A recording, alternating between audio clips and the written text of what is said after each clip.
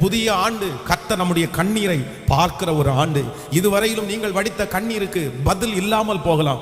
இதுவரையிலும் நீங்கள் வடித்த கண்ணீருக்கு ஆண்டவர் இறங்காமல் இருக்கலாம். ஆனால் வேதம் நமக்கு சொல்லுகிறது, நீங்கள் வடித்த கண்ணீரை கர்த்தர் கணக்கிலே வைத்து இந்த ஆண்டு உங்களுடைய கண்ணீரை கர்த்தர் துடைக்கிற ஆண்டு. இந்த ஆண்டு உங்களுடைய கண்ணீரை கர்த்தர் காண்கிற ஆண்டு. நான் நம்புறேன், கண்ணீரோடு விதைத்த ஒவ்வொருவரும் இந்த வருஷம் கம்பீரத்தோடு அறுக்க போகிறீர்கள். உங்க கண்ணீர் விலையேற பெற்றது என்கிறதை கர்த்தர் இந்த ஆண்டு நிரூபிக்க போகிறார். உன் கண்ணீருக்கு பலன் உண்டு என்கிறதை கர்த்தர் இந்த ஆண்டு கர்த்தர் நிரூபிக்க போகிறாய்.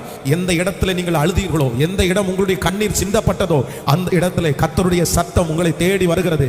எசேக்கியா ராஜாவை தேடி வந்த கர்த்தர், அவருக்கு வாக்கு கொடுத்த கர்த்தர் இன்றைக்கு இந்த ஜெபத்தில் இருக்கிறவர்களை பார்த்து சொல்லுகிறார், உன் கண்ணீரை நான் கண்டேன், உன் கண்ணீரை நான் கண்டேன், உன் விண்ணப்பத்தை நான் கேட்டேன். நீ கண்ணீரோட விண்ணப்பம் பண்ண அந்த விண்ணப்பத்திற்கு நான் உனக்கு பதில் தந்து 15 வருடங்களை நீட்டி கொடுத்த கர்த்தர். நான் நம்புறேன், இப்பொழுதே அந்த ஜெபத்திற்கு பதில் வருகிறது. உன் மகனுக்காக ஜெபித்த ஜெபத்திற்கு பதில் வருகிறது. உன் மகளுக்காக நீ கண்ணீரோடு விதைத்ததற்கு ஒரு பெரிய பலனை கர்த்தர் தரப்போகிறார். ஆமென் சொல்லுங்கள். அப்போ நம்முடைய கண்ணீரை காண்கிற கர்த்தர் அவர். நம்ம சில நேரங்களில் மறைவிடங்களில் அந்த கண்ணீரை வடிப்போம், யாருக்கும் தெரியாம. நம்மை பார்க்கிற ஜனங்கள் நம்மை அழாதது மாதிரி தெரியும். நம்ம வெளியே ரொம்ப சிரிப்போம். சிலர் வெளியே எதையுமே காமிச்சுக்க மாட்டாங்க. ஆனா சில இடங்களில் போய் அவருடைய இருதயம் அழுது கொண்டே இருக்கும். அவங்க கண்ணில் தான் கண்ணீர் கொட்டாது, ஆனா அவங்க இருதயம் ஒவ்வொரு நாளும் அழும். பிள்ளைகளை நினைத்து அழும், எதிர்காலத்தை நினைத்து அழும், சரீரத்தில் இருக்கிற வியாதிகளை நினைத்து அழும். சின்ன வாலிப வயசுல கூட நிறைய பிள்ளைகள் உங்களுடைய இருதயம் அழுது கொண்டே இருக்கலாம். ஆனா ஆண்டவர் வாக்கு கொடுக்கிறார், இல்ல, உன் கண்ணீரை நான் கண்டேன் என்று கர்த்தர் வாக்கு கொடுக்கிறார். அதான் நான் ஒரு சம்பவத்தை எனக்கு அடிக்கடி சொல்லி இருக்கிறேன். ரொம்ப வயதான ஒரு தாயார். அந்த தாயாருடைய கண்ணீர் விலையேற பெற்றதா யாருக்குமே தெரியல. பல வருடங்களாய் திருச்சபையில கண்ணீரை வடித்து கொண்டே இருக்கிறார்கள். அப்ப ஆண்டவரே, என் கண்ணீரை யாருமே பார்க்கலையா, என் கண்ணீர் விலையேற பெற்றதா இல்லையா? அப்பதான் ஆண்டவர் ஒரு சொப்பனம் கொடுத்தாராமா. அவர்களுடைய ஒரு துளி கண்ணீரை 2 தூதர்கள் ரொம்ப கனமா தூக்கிட்டு போறது மாதிரி அவங்க ஒரு காட்சியை கண்டாங்களாமா. அப்பதான் ஆண்டவர் சொன்னாராமா, இல்ல மகளே, உன்னுடைய கண்ணீர் வெளியே சிந்தப்படுவதல்ல, உன் கண்ணீர் ஒவ்வொரு துளியும் ரொம்ப விலையேற பெற்றது. நான் அதை பார்க்கிறேன், அதை கனப்படுத்துகிறேன் என்று ஆண்டவர் வாக்கு கொடுத்தார். மனுஷனுக்கு முன்பாக நம்முடைய கண்ணீரை சிந்தும் போது நம்முடைய கண்ணீர் சில நேரங்களில் கிண்டல் பண்ற மாதிரி இருக்குது. சில தாயார்கள் அழும்போது அப்படிதான் நினைப்பாங்க, அவளுக்கு வேற வேலை இல்லை, அவ எப்ப பார்த்தாலும் சிடுமூஞ்சி, எப்ப பார்த்தாலும் அழுமூஞ்சி, அழுதுட்டே தான் இருப்பான், எப்ப பார்த்தாலும் அவன் அழுதுட்டே தான் இருப்பான். நான் சொல்றேன், உங்களுடைய கண்ணீரை உலகம் ஒருவேளை வெறுக்கலாம், உலகம் ஒருவேளை மதிக்காமல் இருக்கலாம், ஆனா பரலோக ராஜாவாகிய கர்த்தர் உங்க கண்ணீருக்கு கர்த்தர் பதில் தருவேன் என்று கர்த்தர் வாக்கு கொடுக்கிறார். இந்த வருஷம் கண்ணீரோட நிறைய விதைங்க. இந்த 21 நாட்கள் இந்த இரக்கம் செய்யும் வரை கூட்டத்தில் கண்ணீரோட நீங்க விதைங்க, நிறைய கண்ணீரோட ஜெபம் பண்ணுங்க. உங்க கண்ணீர் சிந்தப்படட்டும், உங்க கண்ணீர் சிந்தப்படட்டும். ஏன் அப்படின்னா, இந்த உலகத்தில் இருக்கிற எல்லாவற்றை காட்டிலும் கண்ணீருக்கு மிகப்பெரிய மதிப்பு, மிகப்பெரிய அற்புதம் இருக்கு அப்படின்றது நான் கண்கூடாய் பார்த்திருக்கிறேன். அதான் ஒரு ஊழியர் ஊழியமே வளராம இருக்கும்போது அந்த ஊழியரிடத்துல போய், என்னுடைய ஊழியம் வளரல, என்னென்னமோ நான் செஞ்சு பார்த்தேன், என்னென்னமோ பண்ணி பார்த்தேன், ஆனா என்னுடைய ஊழியத்துல ஒரு பெரிய வெற்றியை பார்க்க முடியலன்னு சொல்லும் போது இந்த ஊழியக்காரர் சொல்லி அனுப்பினாராமா, கடைசியாய் ஒரு விசை கண்ணீரிலே முயற்சி செய்து பாரு, கண்ணீரிலே முயற்சி பண்ணிப்பார். அந்த ஊழியர் அதே போல ஆத்துமாக்களுக்காக அழ ஆரம்பித்தார். இன்றைக்கு அவருடைய திருச்சபையிலே ஆயிரக்கணக்கான ஆத்துமாக்களை கர்த்தர் கொடுத்து கர்த்தர் சந்தோஷப்படுத்தினார். சோ இந்த காலை வேளையில ஆண்டவர் நமக்கு வாக்கு கொடுக்கிறார், உன் கண்ணீரை நான் கண்டேன். ஆமென் சொல்லுங்க. கைகளை அப்படியே மேல உயர்த்தி, எஸ், உடைய கண்ணீரை கண்டேன். உடைய கண்ணீரை காண்கிற கர்த்தர், என் கண்ணீரை காண்கிற தேவனா இருக்கிறதற்காய் ஸ்தோத்திரம். இதுவரையிலும் நீ வடித்த எல்லா கண்ணீரையும் கர்த்தர் கண்டிருக்கிறார். போன ஆண்டு வடித்த கண்ணீரை கர்த்தர் பார்த்து விட்டார். நீ அந்த வேலை ஸ்தலத்திலே வடித்த கண்ணீரை கர்த்தர் பார்த்து விட்டார். மறைவிடத்திலே வடித்த கண்ணீரை பார்த்தார். யாருக்கும் தெரியாமலே அழுததை கர்த்தர் பார்த்தார். உன்னுடைய முகம் சிரித்தாலும் உன்னுடைய இருதயம் அழுகிறதை கர்த்தர் பார்த்தார். அதற்கு கர்த்தர் எசேக்கியாவுக்கு பதில் கொடுத்த கர்த்தர் எனக்கும் தரப்போகிறார். ஆமென் சொல்லுங்க. கைகளை உயர்த்தி, ஆண்டவரே, என்னுடைய கண்ணீரை நீர் கண்டதற்காக நன்றி. ஆமென். உன்னை காண்கிறார், உன் கண்ணீர் துடைக்கிறார். இயேசு என்னை காண்கிறார், என் கண்ணீர் துடைக்கிறார். நீ அழ வேண்டாம், நீ அழ வேண்டாம், அதிசயம் செய்திடுவார். நீ அழ வேண்டாம், நீ அழ வேண்டாம், அதிசயம் அதிசயம் செய்திடுவார். எதிர்காற்றோடு போராட்டமா உன்னை காண்கிறார்.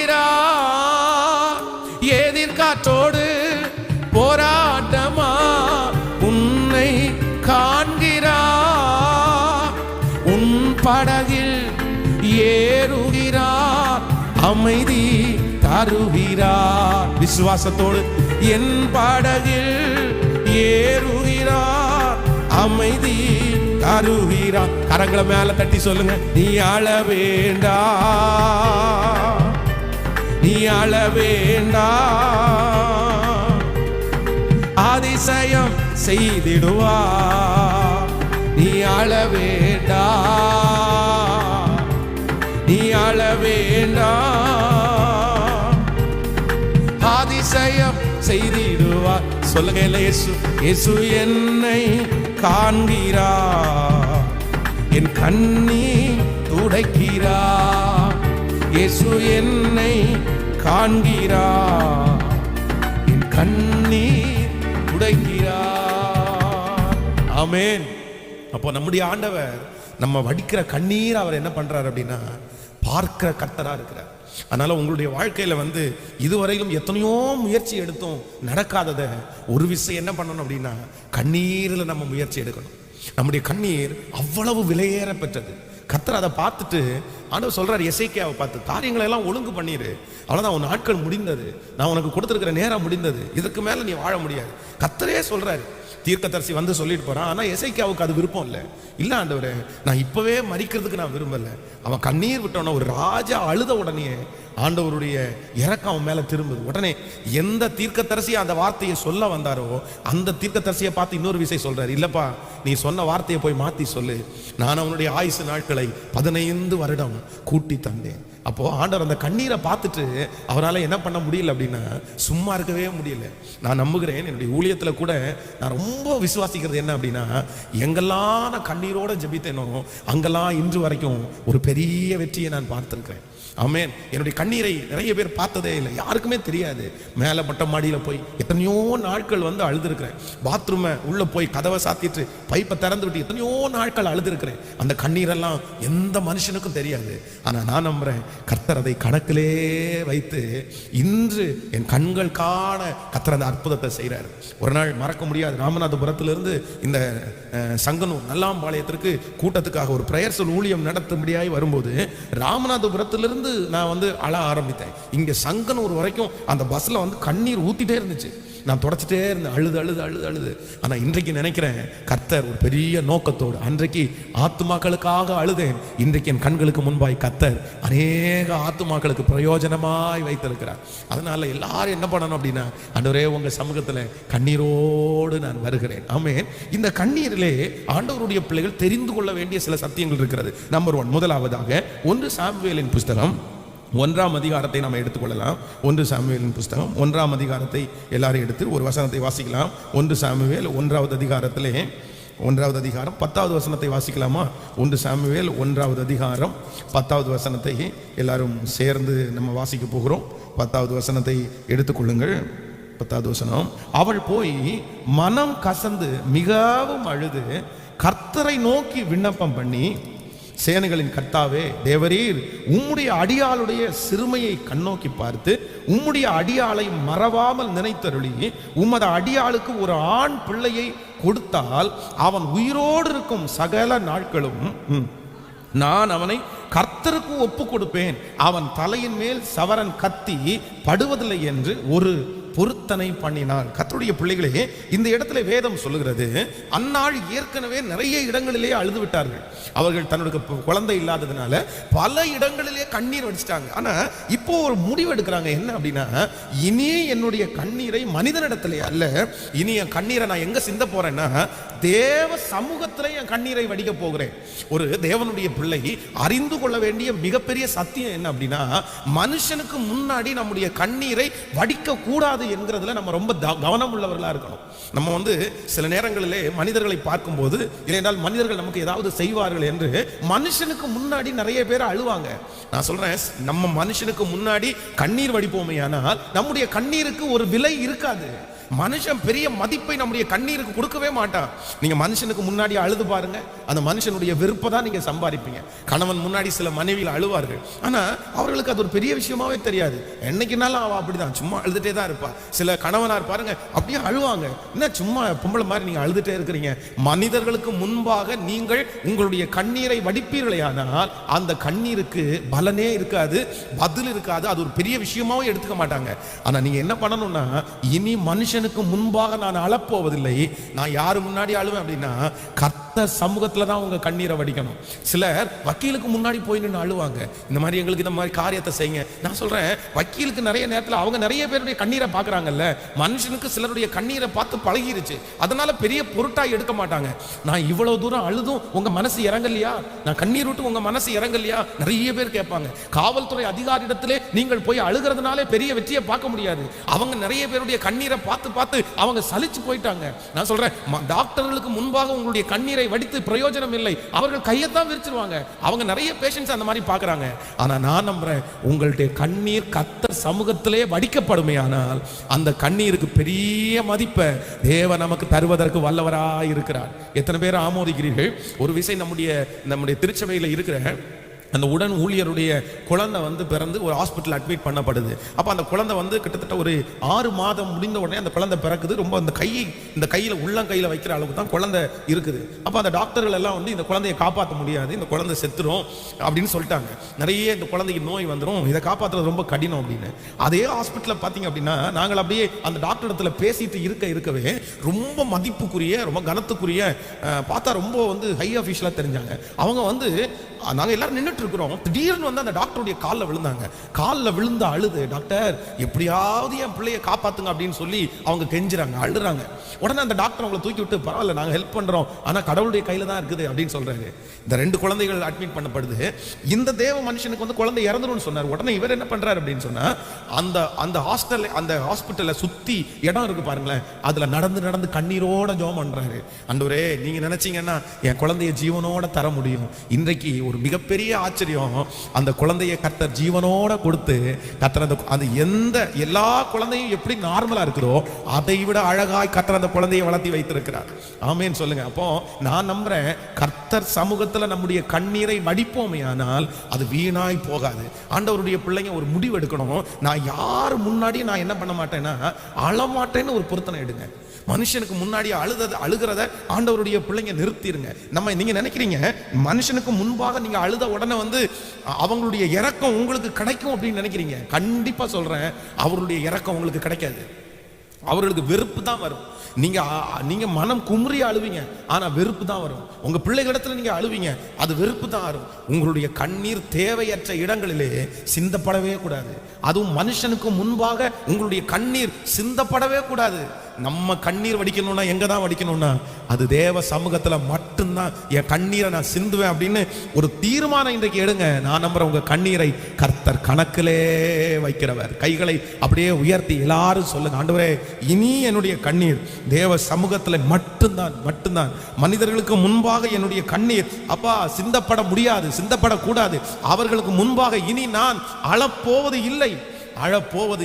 ஆமென். யோசேப்பை குறித்து வேதம் சொல்லுகிறது, எத்தனையோ சூழ்நிலை வந்த போதிலும் அவனுக்கு எல்லாம் பழக்கமுள்ள மனிதர்கள் தான். ஆனா மனுஷனுக்கு முன்னாடி, போத்திபாருக்கு முன்னாடி அந்த தேவ மனுஷன் அழவே இல்லை. சிறைச்சாலையிலே தனியாக அழுதார், ஆனா அங்க மனுஷனுக்கு முன்னாடி அழல. தானியேல் தன்னுடைய வாழ்க்கையில ஒரு பெரிய சூழ்நிலைக்குள்ள கடந்து போகும்போது ராஜாவுக்கு முன்னாடி போய் அழுது, எப்படியாவது என்னை காப்பாத்துங்க அப்படின்னு சொல்லவே இல்லை. நீங்கள் வேதத்துல ஆண்டவருடைய பிள்ளைகளை பாருங்க, யாருமே மனுஷனுக்கு முன்னாடி அழல. அவங்க யாரு முன்னாடி தான் அழுதாங்கன்னா கர்த்தருக்கு முன்னாடி தான் அழுதாங்க. ஆமென். உங்கள் கண்ணீர் என்ன பண்ணக்கூடாதுன்னா வீணாக்கப்படக்கூடாது. எங்களுடைய ஊழியக்காரர் சொல்லுவார், கண்ணீர் வடிச்சு ஜெபம் பண்ணும்போது சொல்லுவார், கண்ணீரை நம்ம தொடச்சோம்னா கூட அவர் சொல்லுவார், கண்ணீரை தொடக்கவே வேணாம் அப்படின்னு. அது கீழே சிந்தப்படட்டும், கர்த்தர் பார்க்கிறாரு கண்ணீர். அப்போ என்ன சொல்றோம், உன் கண்ணீர் அவ்வளவு விலையேற பெற்றதுப்பா, நீ ஏன் தொடச்சு வச்சிருக்கிற, அதுக்கு ரொம்ப மதிப்பு இருக்கிறது, அதுக்கு ஒரு பெரிய பலன் இருக்கிறது. கண்ணீர் அப்படி அவரு பார்ப்பார், அந்த எங்க ஊழியக்காரர், எங்களுடைய தகப்பனார். அப்ப நான் நம்புறேன், அந்த கண்ணீரை விலையேற பெற்ற ஒன்றை மனிதனுக்கு முன்பாக நீங்கள் வடிக்கலாமா? அவங்க துக்கப்படுத்திட்டாங்க, அவங்க கஷ்டப்படுத்திட்டாங்கன்னு அழலாமா? ஒரு ஆண்டவருடைய பிள்ளைங்க கர்த்தர் சமூகத்துல மட்டும்தான் அழணுமே தவிர வேற யாரு முன்னாடி நம்ம என்ன பண்ணக்கூடாதுன்னா அழவே கூடாது. எத்தனை பேர் ஆமோதிக்கிறீங்க? தேவ சமூகத்துல எவ்வளவு வேணாலும் அழுங்க, ஆனா மனுஷனுக்கு முன்னாடி ஒரு நாளும் நான் அழப்போவது இல்லை, ஏனென்றால் என்னை நடத்துகிறவர் என்னோடே இருக்கிறார். ஆமென். நீங்க மறக்க கூடாது. நம்பர் 1, முதலாவதாக உங்கள் கண்ணீர் மனுஷனுக்கு முன்பாக என்ன படக்கூடாதுன்னா சிந்தப்படவே கூடாது. நம்பர் 2, இரண்டாவதாக இந்த கண்ணீரை குறித்து ஆண்டவருடைய பிள்ளைகளை அறிந்து கொள்ள வேண்டிய ஒரு அவசியம் உண்டு. நீங்கள் 2 சாமுவேல் எடுத்துக்கொள்ளுங்கள். 2 சாமுவேல் 12ஆம் அதிகாரத்திற்கு வாருங்கள். 12ஆம் அதிகாரம் 16வது வசனத்திலிருந்து நம்ம வாசிக்க போகிறோம். 12ஆம் அதிகாரம் 16வது வசனம். அப்பொழுது தாவீது அந்த பிள்ளைக்காக தேவனிடத்தில் பிரார்த்தனை பண்ணி உபவாசித்து உள்ளே போய் முழுதும் தரையிலே கிடந்தான். அவனை தரையிலிருந்து எழுந்து பண்ண அவன் வீட்டிலே உள்ள மூப்பர்கள் எழுந்து அவன் அண்டையிலே வந்தாலும் அவன் மாட்டேன் என்று சொல்லி அவர்களோடு அப்பம் சாப்பிடாமல் இருந்தான். 7ஆம் நாளிலே பிள்ளை செத்து போயிற்று என்று தாவீதின் ஊழியக்காரர் அவனுக்கு அறிவிக்க ஐயப்பட்டார்கள். பிள்ளை உயிரோடு இருக்கையில் நாம் அவரோடு பேசுகிற போது அவர் தம்முடைய சொற்கேட்கவில்லை. பிள்ளை செத்து போயிற்று என்று அவரோட எப்படி சொல்லுவோம், அதிகமாய் வியாகுலப்படுவாரே என்று பேசிக்கொண்டார்கள். தாவீது தன் ஊழியக்காரர் ரகசியமாய் பேசிக்கொள்கிறதை கண்டு பிள்ளை செத்து போயிற்று என்று அறிந்து தன் ஊழியக்காரரை நோக்கி பிள்ளை செத்து போயிட்டோம் என்று கேட்டான். செத்து போயிட்டு என்றார்கள். அப்பொழுது தாவீது தரையை விட்டு எழுந்து ஸ்நானம் பண்ணி எண்ணெய் பூசிக்கொண்டு தன் வஸ்திரங்களை மாற்றி கர்த்தருடைய ஆலயத்திற்கு பிரவேசித்து பணிந்து கொண்டு தன் வீட்டிற்கு வந்து போஜனம் கேட்டான். அவன் முன்னே அதை வைத்த போது புசித்தான். ஆமென் சொல்லுங்கள். கர்த்தருடைய பிள்ளைகளே, இரண்டாவதாக கண்ணீரை குறித்து ஒரு தேவனுடைய பிள்ளைக்கு என்ன அறிவு வேண்டும் என்று சொன்னால், தேவையற்ற அழுகையை, அதான் காரணம் இல்லாத அழுகையை ஆண்டவர் விரும்புகிறது இல்லை அப்படின்னு நம்ம அறிஞ்சுக்கணும். இந்த இடத்துல தாவீதை குறித்து வேதம் சொல்லுகிறது, தன்னுடைய பிள்ளை வியாகுலப்பட்டு வியாதியாய் கிடக்கும் போது அந்த பிள்ளைக்காக உபவாசித்து அழுகிறார். ஆண்டவருடைய சமூகத்திலே அந்த பிள்ளையினுடைய உயிருக்காக, ஒரு ராஜாவா இருந்தால் கூட அந்த பிள்ளையினுடைய உயிருக்காய் கெஞ்சுகிறார். ஆனா பிள்ளை இப்ப இறந்து போயிருச்சு. பிள்ளை இறந்து போனதுக்கு பிற்பாடு வேதம் சொல்லுது, அவர் எழுந்து போய் குளிச்சுட்டு சாப்பாடு கேட்டு தனக்கு முன்பாக வைத்திருக்கிற ஆகாரத்தை அவர் புசித்தாராமா. அப்போ ஒன்று நீங்கள் நினைத்துக் கொள்ளுங்கள், ஒன்று நம்மளை விட்டு போயிருச்சு, அது திரும்பி வராது. கவலைதான். சில மனிதர்கள் சிலரை இழந்தது ரொம்ப கடுமையானதுதான். ஆனா நான் நம்புறேன், இழந்து போன ஒன்றை நினைத்து எத்தனை நாட்கள் நீங்கள் அழுவீர்கள், எத்தனை நாட்கள் அழுவீர்கள். சிலர்கள் ஓயாம அதை நினைச்சு அழுதுட்டே இருப்பாங்க.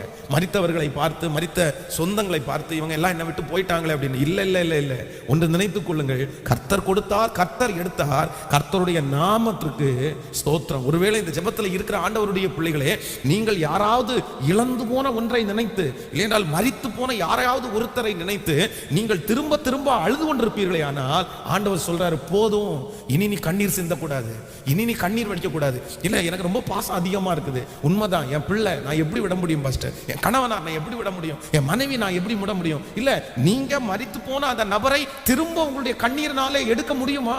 அந்த தாயாருக்காக நீங்க அழுகிறதுனால அந்த தாயார் வந்து விடுவார்களா? இல்ல, நம்ம அழுகிறதுனால அது திரும்பி வரப்போறதில்ல. திரும்பி வரப்போகாத ஒன்றை குறித்து ஆண்டவருடைய பிள்ளைகளுடைய கண்ணீர் சிந்தப்படவே கூடாது. இதுல ரொம்ப ஜாக்கிரதையா இருக்கணும். இல்ல, ஆண்டவர் அதை விரும்புறது இல்லை. அவங்க ஆண்டவருடைய மடியில இருக்கட்டும், அவங்க கர்த்தருடைய சமூகத்தில் இருக்கட்டும். இந்த உலகத்திலே கர்த்தர் நம்மை வைத்திருக்கிறார். நம்ம அவர்களை நினைத்து அழுவதல்ல, நம்ம சந்தோஷப்படுவோம். அவர்கள் தேவ ராஜ்யத்திலே இருக்கிறார்கள். ஆமென் சொல்லுங்க. சோ இரண்டாவது ஒரு பெரிய தீர்மானம் எடுங்க. ஆண்டவரே, என்னுடைய கண்ணீரை நான் என்ன பண்ண மாட்டேன்னா வீணாக்குவது இல்லை. ஆமென்.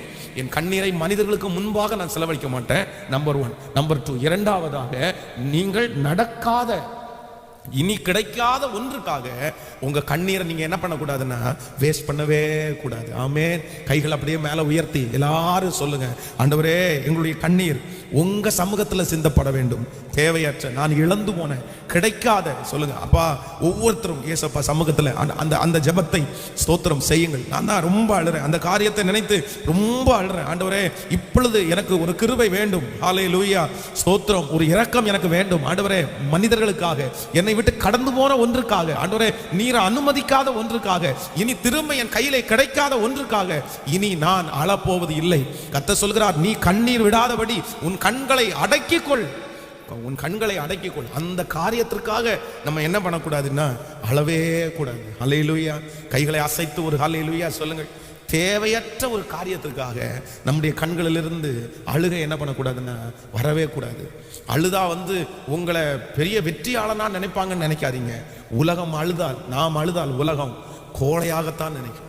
கோழையாகத்தான். கர்த்தர் தான் பலசாலியா நினைப்பாரு, உலகம் கோழையாத்தான் நினைக்கும். அதனால நான் இழந்ததை நினைச்சு, என்னை விட்டு கடந்து போனதை நினைச்சு நான் இனி என்ன பண்ண மாட்டேன்னா அழமாட்டேன். யாருக்காக ஆண்டவர் இந்த வார்த்தையை சொல்றாருன்னு தெரியல, ஆனா நான் நம்புறேன். போதும் போதும், உன் கண்ணீரை துடைத்துக்கொள், உன் கண்ணீரை துடைத்துக்கொள். நீ அழாத. மரித்து போன குழந்தைக்காக அழாத, உயிரோடு இருக்கிற உன் பிள்ளைக்காக அழு. மரித்து போன உன்னுடைய கணவனாருக்காக அழ வேண்டாம், உயிரோடு இருக்கிற உன் குடும்பத்திற்காக நீ அழு. அவர்களை நினைத்து நினைத்து எத்தனை நாட்கள் அழுது கொண்டிருப்பீர்கள், எத்தனை நாட்கள் வருத்தப்பட்டு கொண்டிருப்பீர்கள். நான் நம்புறேன், இல்லை உதறிவிட்டு எழுந்து இனி இருக்கிற காரியத்திற்காக அழுவீர்களே, ஆனால் பெரிய அற்புதத்தை நாம் பெற்றுக்கொள்வோம். ஆமேன். என் கண்ணீரை காண்கிற கர்த்தர். ஆமேன். சொல்லுங்க பார்க்கலாம் அவரை பார்த்து. ஹல்லேலூயா. எதிர்காற்றோடு போராட்டமா என்னை காண்கிறார். எதிர்காற்றோடு போராட்டமா என்னை காண்கிறார். சேர்ந்து என் படகில் ஏறுகிறார், அமைதி தருகிறார். என் படகில் ஏறுகிறார், அமைதி தருகிறார். கைகளை மேல தட்டி, நீ அழ வேண்டாம், நீ அழ வேண்டாம், அதிசயம் செய்திடுவார். சொல்லுவோம், நீ அழ வேண்டாம், நீ அழ வேண்டாம், அதிசயம் செய்திடுவார். இயேசு என்னை காண்கிறார், என் கண்ணீர் துடைக்கிறார். இயேசு என்னை காண்கிறார், என் கண்ணீர் துடைக்கிறார். ஹல்லேலூயா. உன் கண்ணீரை கண்டேன், உன் கண்ணீரை கண்டேன், உன் கண்ணீரை கண்டு உன்னுடைய ஆயுசு நாட்களை நான் பெருக பண்ணினேன். ஆமேன். 2 காரியத்தை நீ தியானிச்ச. நம்பர் 1, முதலாவது, என் கண்ணீரை நான் என்ன பண்ண மாட்டேன்னா, எந்த மனுஷனுக்கு முன்னாடியும் இனி நான் என்ன பண்ண மாட்டேன்னா கண்ணீர் வடிக்கவே மாட்டேன். என் கண்ணீரை பார்த்து எந்த மனுஷனும் எனக்கு இரக்கம் பாராட்ட வேண்டாம். ஒரு நாள் கண்ணீரை பார்த்து இரக்கம் பாராட்டுவார்கள், அதற்கு பிறகு அவர்கள் பழகி போய்விடும். 2வதாக, தேவையற்ற ஒரு காரியத்திற்காக நான் இனி என்ன பண்ண மாட்டேன்னா என் ஏன் அப்படின்னா, என் கண்ணீர் சாதாரணமானதல்ல, என் கண்ணீர் விலையேற பெற்றது, விலையேற பெற்றது. என் கண்ணீரை நான் எங்க வடிப்பேன்னா கர்த்தர் சமூகத்திலேயே நான் கண்ணீர். ஏன்னா கண்ணீரோட விதைக்கிறேன்னா கம்பீரத்தோட அறுப்பேன். அல்லேலூயா. கண்ணீர் வேணான்னு சொல்லலை, நீங்க அழ வேண்டிய அவசியம் உண்டு. அது எங்கன்னா கர்த்தர் சமூகத்துல. ஆமேன். எல்லாரும் தேவ சமூகத்தில் அப்படியே எழும்பி நின்று, எஸ், என் கண்ணீரை காண்கிற ஒரு நல்ல கர்த்தர். நீங்க எந்த காரியத்திற்காக கண்ணீர் வடிக்கிறீர்களோ, தேவ சமூகத்துல எந்த காரியத்திற்காக கண்ணீர் வடித்தீர்களோ, நான் நம்புகிறேன், நான் விசுவாசிக்கிறேன், அந்த கண்ணீரை கர்த்தர் காண்கிறார். நீங்கள் அழுத அழுகையை கர்த்தர் காண்கிறார். நீங்க நடந்து நடந்து அழுததை கர்த்தர் காண்கிறார். அந்த கண்ணீருக்கு பதிலை நீங்கள் பார்ப்பீர்கள். அந்த கண்ணீருக்கு பதில் உண்டு. அந்த கண்ணீர் கர்த்தருடைய கணக்கிலே இருக்கிறது. கர்த்தர் அதை துருத்தியிலே வைத்திருக்கிறார். உன் பிள்ளைக்காக நீ வடித்த கண்ணீரை கர்த்தர் கணக்கில் வைத்திருக்கிறார். உன் குடும்பத்திற்காக வடித்த கண்ணீரை கர்த்தர் கணக்கில் வச்சிருக்கிறார். உன்னுடைய கணவனருக்காக வடித்த கண்ணீரை கர்த்தர் கணக்கில் வச்சிருக்கிறாரு.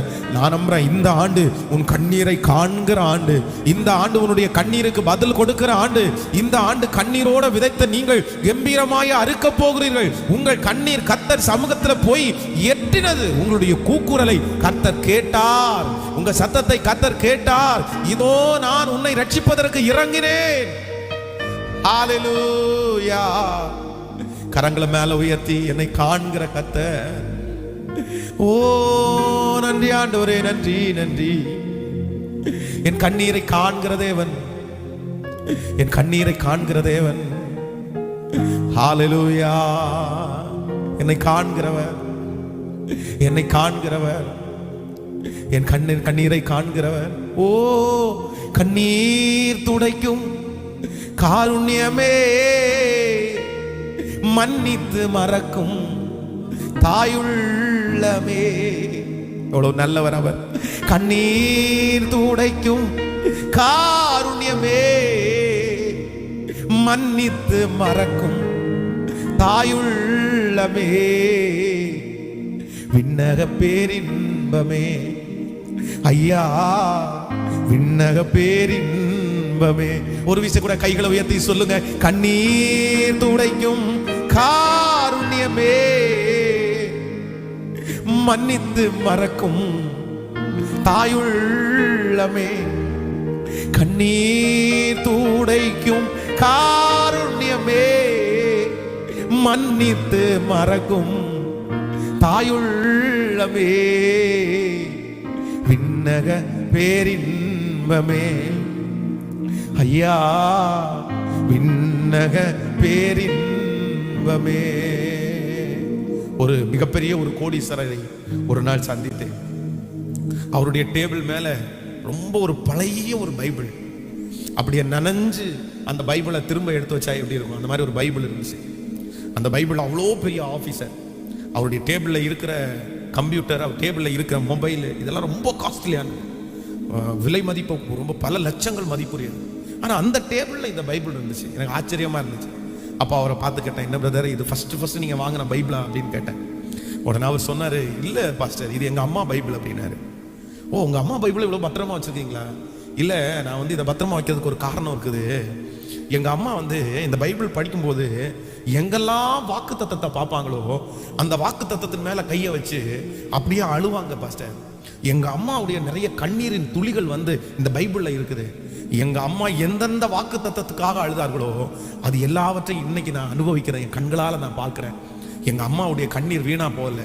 நான் படித்தது வெறும் 4ஆம் வகுப்பு தான், ஆனால் இன்னைக்கு கர்த்தர் என்ன கோடீஸ்வரனாக மாற்றிருக்கிறாருன்னா எங்கள் அம்மா வடித்த கண்ணீர். அதனால தான் இந்த பைபிளை டேபிள் மேலே வச்சுருக்கேன்னாரு. அப்போ நான் நம்புகிறேன், இன்றைக்கு நீங்கள் வடிக்கிற கண்ணீர், பைபிளை வாசித்து வாசித்து சத்தத்தை ஆண்டவருடைய வார்த்தையை கேட்டு கேட்டு கேட்டு வடிக்கிற கண்ணீர் கணக்கில் வைப்பார் கர்த்தர், கணக்கில் வைப்பார். வீணா போகவே போகாது. நம்புறீங்களா? உங்க கண்ணீர் வீணா போகுமா? உங்க அழுக வீணா போகுமா? கர்த்தர் சமூகத்தில் வடிக்கிற கண்ணீர், இந்த காலை வேளையில கண்ணீரோட விதைக்கிறீங்கல்ல, நிச்சயமா ஆண்டவர் உங்களை கம்பீரமா இருக்க பண்ண இருப்பாரா? உங்க பிள்ளைக்காக வடிக்கிற கண்ணீர் வீணா போகும்னு நினைக்கிறீங்களா? உங்க கண்ணீரை நிறைய பேர் கிண்டல் பண்ணலாம். நீ அழுது அழுது என்னத்தை சாதிச்ச? சும்மா உட்காந்து அழுதுட்டே இருக்கிறீங்களா? உன் கடவுள் கேட்டாரா? இல்லை, உன் கண்ணீருடைய வெற்றியை உன் பிள்ளைகள் பார்ப்பார்கள். நான் நம்புறேன், கர்த்தர் உங்களை முதிர் வயதுல காண பண்ணுவார். உங்க கண்ணீருக்கு இவ்வளவு பெரிய வெற்றி உண்டு என்கிறதை நீங்கள் காண போகிறீர்கள். ஹல்லேலூயா! உன்னுடைய கண்ணீரை துடைக்கிற ஒரு கர்த்தர். உன் கண்ணீர் வீணாய் போகாது, ஒரு நாள் வீணாய் போகாது. ஆமென் சொல்லலாம். ஹல்லேலூயா! நீங்க கண்ணீரோட நடந்த தெருவில் நீங்க கம்பீரமாய் நடக்க போறீங்க. நீங்க கண்ணீரோட வந்த அந்த வீட்டுல நீங்க கம்பீரமாய் காலடி எடுத்து வைக்க போறீங்க. நல்ல ஆமென் சொல்லுங்கள். நீங்கள் கண்ணீரோட எந்த இடத்துல ரொம்ப கண்ணீர் வடிச்சீங்களோ அந்த இடத்துல கர்த்தர் உங்களை மகிமையாய் அலங்கரிக்க போகிறார். இது நடக்கும், இது நடக்கும். ஹல்லேலூயா! ஏனென்றால் கண்ணீரை காண்கிற கர்த்தர் அவர். எஸ், ஒரு நாளும் வீணாகாது. நம்முடைய ஓட்டம் ஒரு நாளும் வீணாகாது. ஆமென். கரங்களை தட்டி அந்த பாட்டை நம்ம பாடி நம்ம ஜெபித்து முடிக்க போறோம். ஒரு நாளும் வீணாகாது. நான் ஓடும் ஓட்டம், நான் செய்யும் ஜெபம், அது ஒரு நாளும் வீணாகாது. நான் தொடர்ந்து ஓட போறேன். நான் என் சமூகத்துல, கர்த்தர் சமூகத்துல கண்ணீர் வடிக்க போறேன். என் கண்ணீரை கர்த்தர் கம்பீரமாய் மாற்ற போறார். ஹல்லேலூயா! ஓ, ஒரு நாளும் வீணாகாது. நான் ஓடும் ஓட்டம், நான் செய்யும் ஜெபம், ஒரு நாளும் வீணாகாது, ஒரு நாளும் வீணாகாது. பாடுவோம். நான் ஓடும் ஓட்டம், நான் செய்யும் ஜெபம், ஒரு நாளும் வீணாகாது, ஒரு நாளும் வீணாகாது. அவமானம் நிந்தை எல்லாம் அனுதின உணவு போல, அவமானம் நிந்தை எல்லாம் அனுதின உணவு போல, பழிச்சொல் எதிர்ப்பு எல்லாம் கலந்தரும் ஊட்டச்சத்து, பழிச்சொல் எதிர்ப்பு எல்லாம் கலந்தரும் ஊட்டச்சத்து. கரங்களை மேல தட்டி தொடர்ந்து ஓடு, விட்டு விடாதே, ஜெபம் செய்வதை நீ மறந்து விடாதே. தொடர்ந்து ஓடு, விட்டு விடாதே, ஜெபம் செய்வதை நீ மறந்து விடாதே. ஒரு நாளும் வீணாகாது. நான் ஓடும் ஓட்டம், நான் செய்யும் ஜெபம், ஒரு நாளும் வீணாகாது, ஒரு நாளும் வீணாகாது. சொல்லுவோம். பிடித்துக்கொள் ஜீவவசனோ, பிரகாசி கிறிஸ்து இயேசுகாய். பிடித்துக்கொள் ஜீவவசனோ, பிரகாசி கிறிஸ்து இயேசுக்காய். நெறிகட்ட சமுதாயத்து நீதானே நட்சத்திரம். ஓ நெறிகட்ட சமுதாயத்து நான் தானே முடிஞ்சவங்க கைகளை மேல தட்டி தொடர்ந்து ஓடு. எஸ், கர்த்தர் இருக்கிறார். சிஸ்டர், கர்த்தர் இருக்கிறார். உன் கண்ணீரை கண்டார். உன் பிள்ளைக்காக வடிக்கிற கண்ணீரை கண்டார். உன் கடனுக்காக வடிக்கிற கண்ணீரை கண்டார். அவமானப்பட்டு நீ அழுகிறதை கர்த்தர் கண்டார். மறைவிடத்திலே வடிக்கிற கண்ணீரை கண்டார். நீ வாகனத்தை ஓட்டிக்கொண்டே அழுகிறதை கர்த்தர் கண்டார். ஹalleluya. கர்த்தர் உங்களுக்காகவே பேசுகிறார். உன் கண்ணீர் விலையேற பெற்றது. உன் கண்ணீர் விலையேற பெற்றது. இந்த சின்ன வயசுல கண்ணீர் வடிக்கிற உன் வாழ்க்கை